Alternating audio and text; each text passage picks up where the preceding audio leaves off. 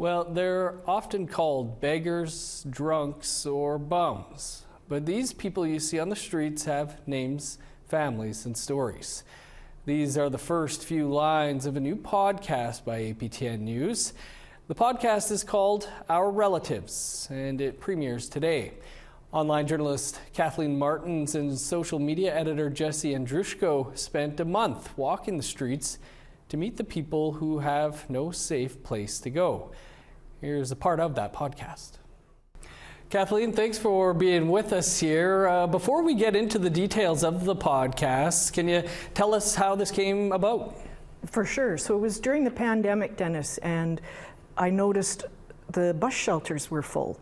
And I know they were full of homeless people. There was furniture in there were clotheslines, there were mattresses. Someone had cut out some carpeting, so there was wall-to-wall carpeting in one of them. One time I went up to one and city staff, I guess transit staff, were cleaning out furniture, dishes, food containers, and also human waste.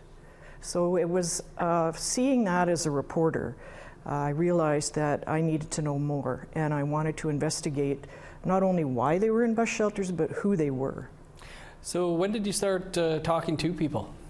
I started in September, going out to bus shelters, and then from there the story just sort of expanded. You know, once I go and one day I hit up 4 bus shelters and people said, yeah, now you should go to this food bank, and then you need to go to that actual homeless shelter, and then you need to go to this street and talk to these people. And it all just was very organic, one after the other.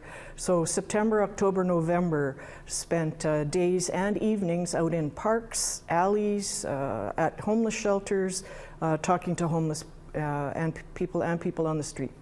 So we're going to play a segment of episode 1. Can you set up what we're about to hear? For sure, yeah. This is a woman named Catherine, and I met her at Nadinawimak. That's the Indigenous-led shelter, the latest one. We've got 4 in Winnipeg, and she's been living on the street for about a year.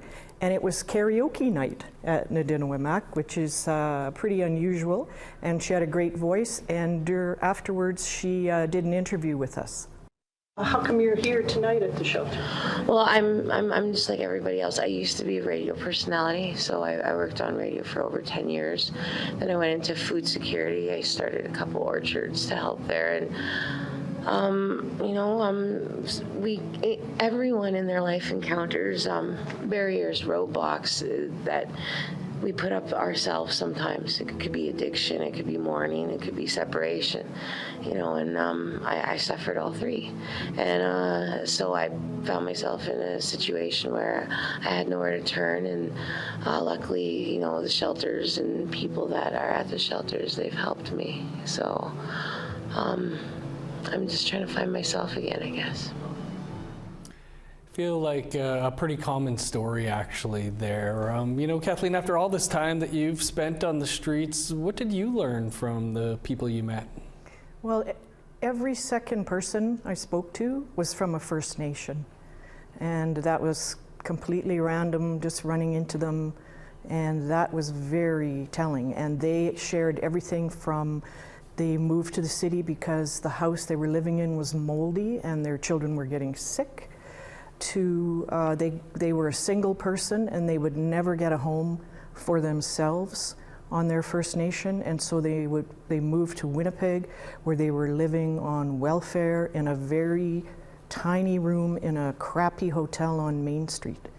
So a lot of this was people with issues from their home communities coming for a better life to Winnipeg.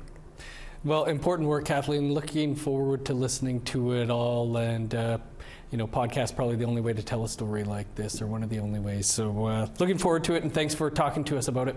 Thank you so much, Dennis.